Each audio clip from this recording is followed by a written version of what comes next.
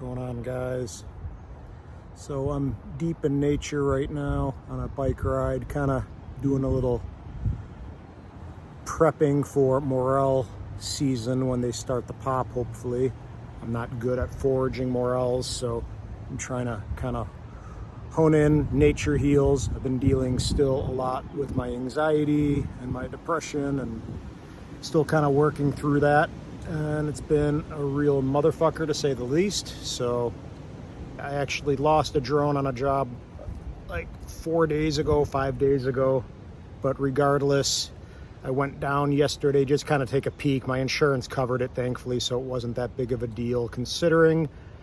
But regardless, I lost a job that I had to go reshoot, and I went and just took a peek yesterday. Basically what I'm getting to is I had caffeine for the first time yesterday, and that was not a good idea. If you guys are dealing with any kind of anxiety, caffeine is a huge no-no. I mean, I kind of felt almost like really good, almost elated, like manic, because I haven't had caffeine in so long. But then once it kind of came down, I really started just pumping my anxiety through the roof, and I had a really miserable day. And even with the lorazepam, the little as needed pills to kind of curb my anxiety, that didn't do anything. So I think I took 2 of them throughout the day just to try to kill the caffeine that I took and ingested. So if you guys are dealing with any kind of anxiety,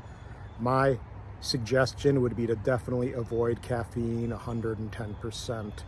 Never really thought I'd be talking about this publicly, but the more I have, the more people that have opened up to me, letting me know their issues and their struggles. And it definitely is not easy, especially with the COVID thing that just happened, and a ton of isolation and a ton of financial burden for a lot of people. Everything's inflated and through the roof. Gas prices, food's expensive.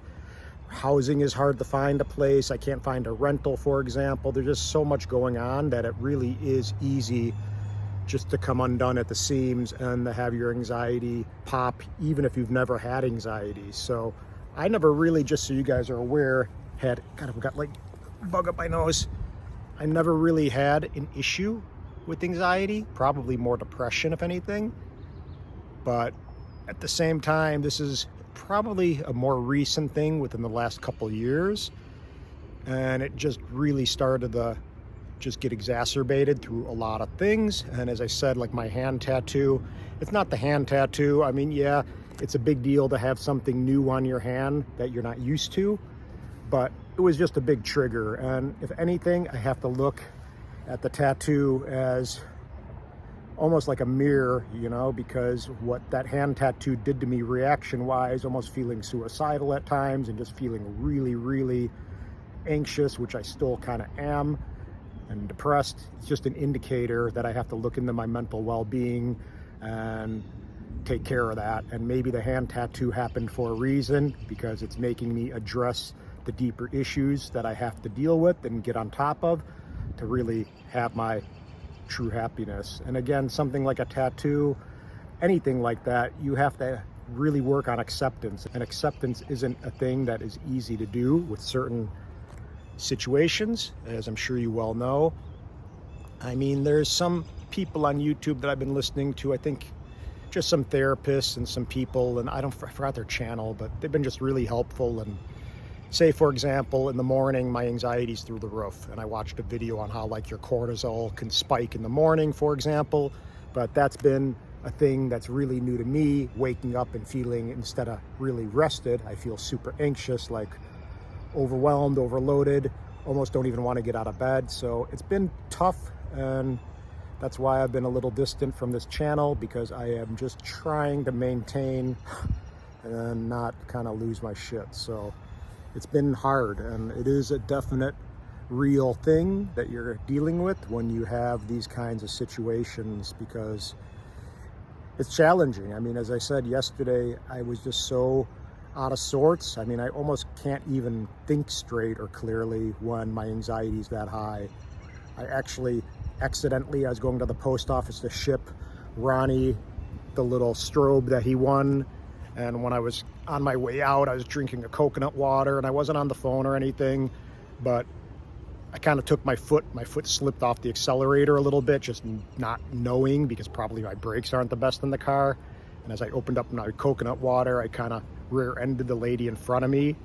Mind you, didn't do a lot of damage, didn't really do any damage, but she had a brand new car. She apparently just got off of work. She was a Polish lady, really kind. I apologized, of course. I told her to pull ahead so we weren't blocking traffic, and I talked with her. And she just explained how she just got her brand new 2022 car, and you know, my license plate bolt left a little indentation in her ABS type plastic rear end.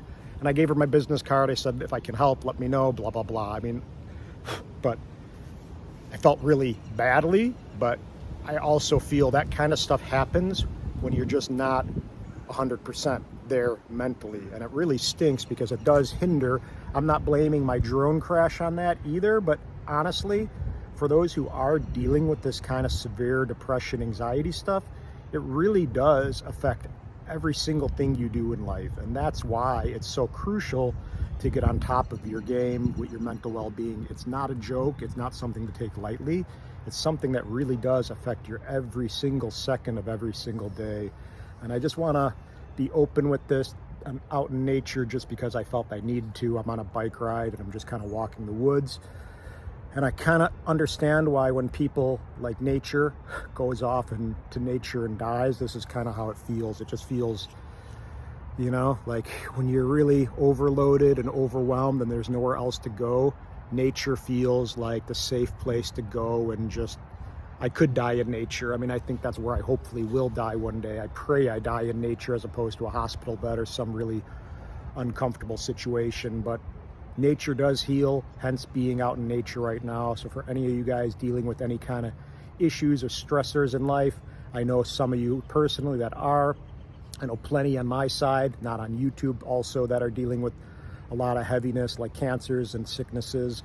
You know, get out in nature. It really does help a lot. It heals. It's not going to necessarily heal everything, but it will bring you to a happy place, at least for me, and kind of let you tune in and tune out of what you don't want to noise-wise. But just a little update. I figured I'd just say hello and touch base and let you know. Still kind of struggling, but one day at a time. I'm working on it. I actually started a new medication today. I don't even remember what it's called, but I'm hoping. It kind of made me tired. My stomach doesn't feel too bad so far. I took half a tab. This is something for antidepressant and anxiety. And I'm always nervous because the medications don't seem to do really well with me. I always have some kind of adverse side effects like severe diarrhea or some kind of gastro stomach issue, or just feel lightheaded, nauseous. I don't really feel that right now, thankfully, but I was pretty pooped, meaning tired, when I did take the pill. I took a nap and kind of got out of bed literally at 1:30, which is not like me. So maybe it is going to be best to take this pill at night. I heard some people mention that is an option. And I also got this thing. It's called, God, what is it called? There's a test where they actually can swab the inside of your mouth. I think it's called Sight. Something, I don't know what it is. Oh, that's what it's called. It's called GeneSight. So GeneSight, if you go to their website or Google GeneSight, it will kind of walk you through how to go about it. But essentially my doctor, my psychiatrist, they were registered with this GeneSight service. So I went to my psychiatrist because they are the ones who prescribe the medication, and they were able to swab my mouth.